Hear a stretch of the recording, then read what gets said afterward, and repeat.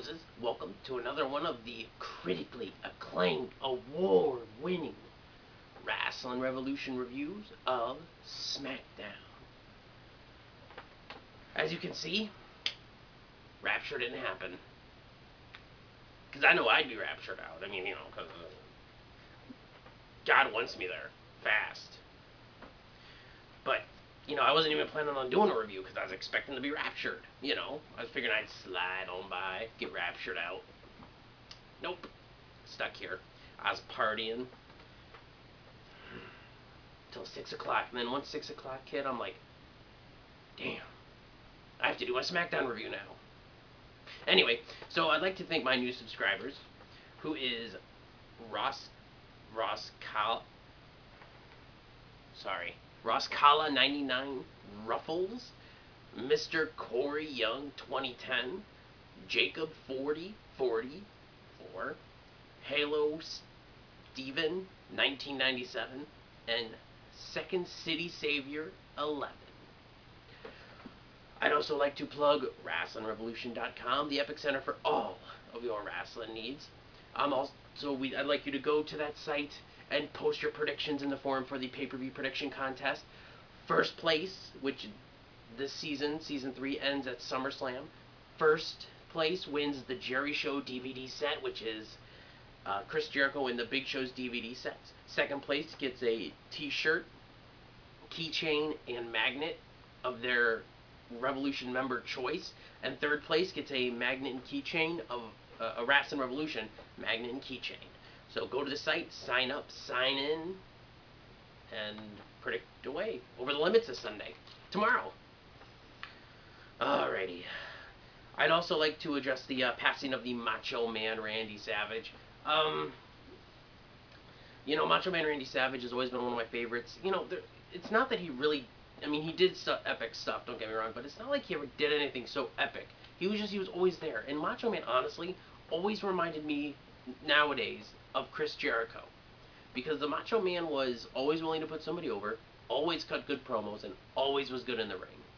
You know, with all the crap they threw at him, I mean, 2 one-day title reigns in WCW, you know, a mid-card World WWF title match against Ric Flair at WrestleMania, which the match was good, but why they put it in the middle of the card, I have no idea. So, it is a tragic loss for the Macho Man. The Unsquared Circle, Bobby Black and Wesley White, before they got jumped by Crazy Pretzel, which I'm going to get to in a minute, they did a tribute show on Blog Talk Radio. I'll put a link in the description box so you can listen to the tribute there. Next, we move to Crazy Pretzel. And I'm not going to get into it now. I'll get into it after the review. But you know what? You, sucker, need to watch your back. Because now you've taken it too far. All this for a t-shirt? Next week, dude, I've got your number. And I'm going to show everybody what you did after the program. But now, I think everybody's heard enough of me rambling. Oh, wait, I got to do my comments. All right, people who left comments for me on last week's was Grim10333, Duffel Pads, Classic 1333, SRZ Man, TJ Solomon 93, Largest 85, Relic 316, Vivi Lakers, and the Zamario Wrestles. Thank you guys for commenting. I love all of your feedback. Keep it coming. Now, let's jump into Smackdown. Get ready for the Smackdown! Get ready for the Smackdown! How you gonna react when you're put on your back now? 'Cause there's no turning back when you're facing the Smackdown!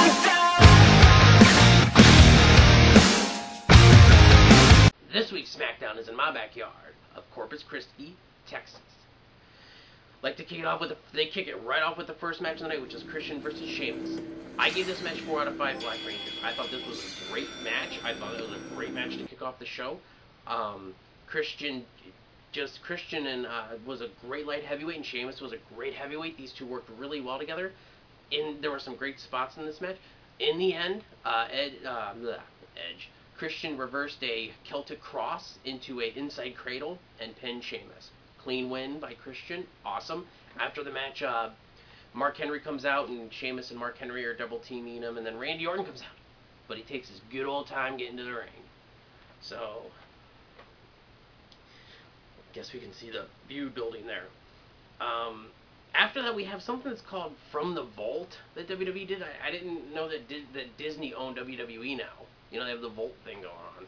So, I don't know. It was a Triple H Big Show match from 2008. I really hope this isn't going to be a weekly running thing. Well, why do we need matches from the past to run during the show? I really don't understand that. Anyway, so next we have a backstage promo with the Bella Twins and I don't even know, this whole stupid thing. They're talking about karma, and all I gotta say is about BBC. That's all I gotta say about these stupid divas and the Bellas and all that crap. Next, we go to the second match of the night, which is Brie Bella versus Natalya Neidhart. I gave this match 3 out of 5 Pink Rangers, only because Natalya carried the match. We all know Natalya can wrestle, so I have to give all the credit to Natalya for this 3 out of 5. Brie barely did anything, and she won. What did she do? And the Brie kicks her in the knee, hits an puts shoulders her into the corner, and then hits an X Factor for the win. I really think Natalya should never have to job to a Bella. Trust me. But it was a good match. I mean, Natalya carried the match, but you know, so the wrong person won. It was a good match though. Next, we have an in-ring promo with Ezekiel Jackson, and he just says he's going to destroy Wade Barrett at the pay-per-view. The Core comes out and tries to jump him. Teddy Long comes out and makes a 6-man tag match. 6-man tag match is the Core versus Zeke, Big Show, and Kane. I gave this match, believe it or not, 4 out of 5 Yellow Rangers. This match was actually good. Each person had a decent time in the ring. The match had decent time. There was one point where Kane and Barrett had a nice big boot. I mean, like, Barrett was bouncing off the far rope, and Kane just stuck his boot up, and Wade Barrett was going for a running big boot, and just boom! So, I thought it was actually a great spot there. In the end, Zeke puts Gabriel in the torture rack for the win, which I actually like this. I mean, I actually like it when from time to time people will branch out of their finishing moves in one match, like they break out of submission. I like it. I like the Book of Ezekiel, but at the same time, I like it the torture rack. I think you should keep using that, you know, from time to time for a win. Next, we go to a backstage segment with Christian saying that Orton shouldn't be mad come Sunday when Christian wins the title back. Okay. Fourth match of the night, Chavo Guerrero versus Daniel Bryan. I gave this a 3 out of 5 Red Rangers, just because it was a 5-minute match. You know, it was a match with a 5-minute time limit. Chavo said at the beginning that he could beat Daniel Bryan in less than 5 minutes.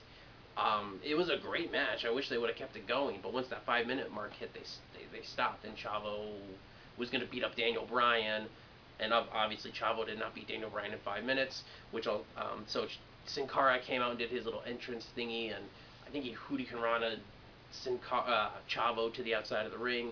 So, build towards Chavo versus Sin Cara at the pay-per-view. By the way, I'm extremely stoked about that match. I'm sorry, I mean, that match there might make it just worth it to watch that pay-per-view, and also Rey Mysterio and R-Truth. You know, I mean, I like R-Truth so much, but that's a good match. R-Truth and Rey Mysterio could have a good match together. So, we'll have to see what happens, because Over the Limit's actually shaping up to be a good pay-per-view. I think Orton Christian will be predictable, but good. You know, Miz and Cena will be predictable, but good. And Kelly and Brie Bella is just, forget it. Anyway, I just gave you like my pay-per-view prediction, or my pay-per-view thoughts in like 30 seconds.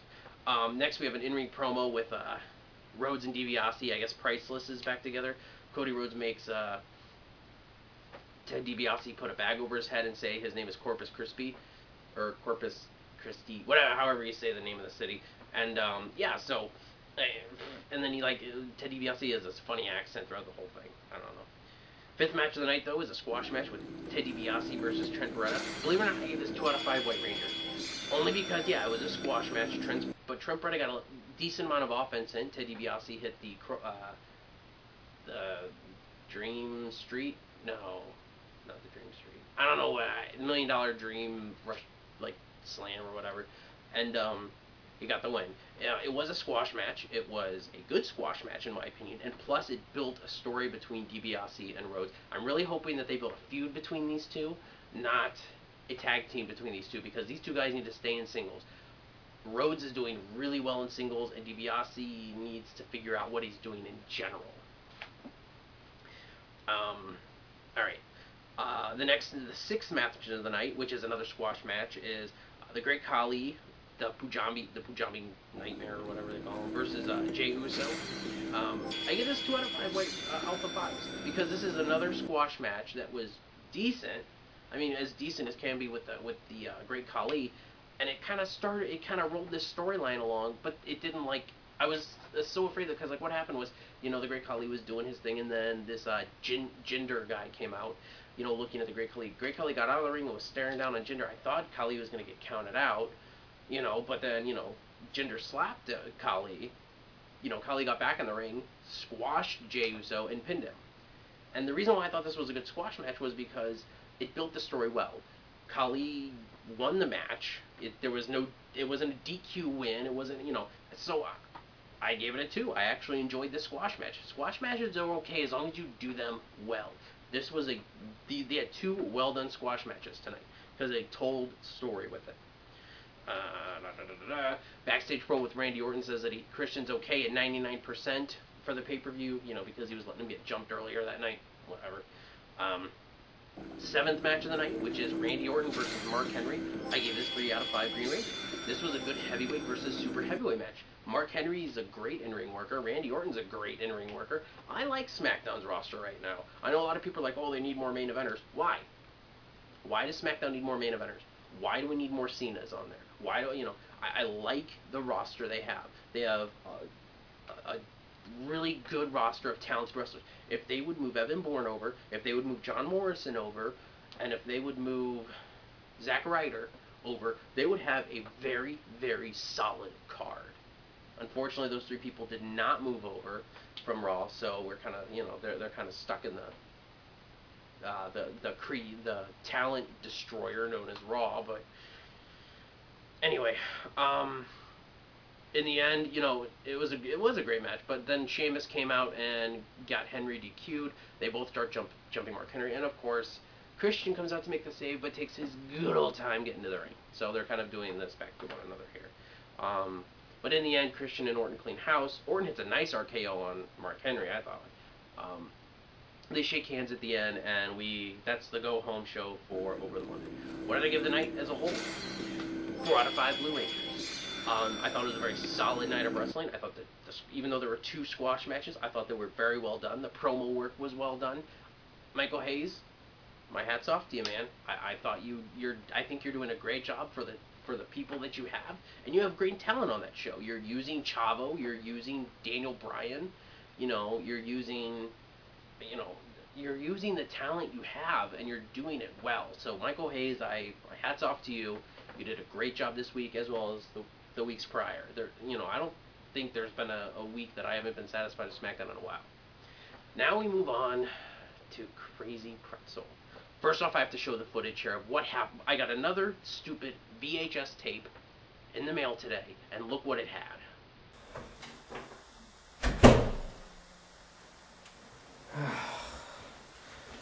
I can't believe that you like Jerichoholic's mom. Whatever, man, and that's so believable. Oh, what the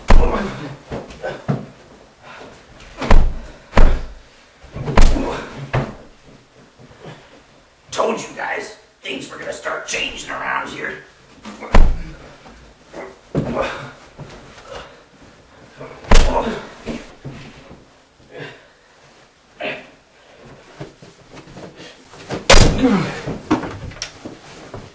You didn't believe that I was gonna come out here? Well, guess what, phonies? I have a keen sense of direction. Just because I wear sunglasses doesn't mean I'm blind, phonies.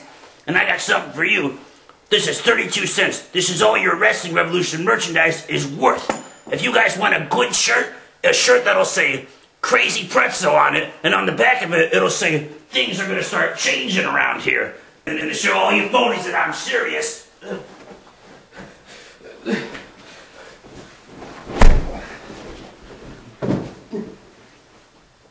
That's it, phonies. This is all these guys are taking. This is all I'm giving them for now. Peace out.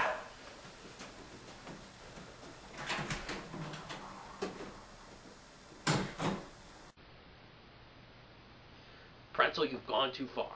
You want a stupid t-shirt, you ain't getting it now. You go and you beat up Bobby Black and Wesley. First off, I don't care about Bobby Black. Bobby Black's an idiot, alright? You know, he got jumped. I don't care. You can jump him. Jump him all you want. Wesley White's okay. He does the game reviews. He's cool. I was out partying. I don't care. You know, I got my chicks. I got my fans. I'm good. Bobby Black and Wesley White really don't matter too much. But you know what? You're really just showing how petty you really are, and really how stupid you are. You know, all this for a T-shirt. Well, you know what, dude? Things are really about to heat up. I mean, the prank was funny, which I pulled off, of course. You know, but now you go and you jump Bobby Black and Wesley White. Watch your back.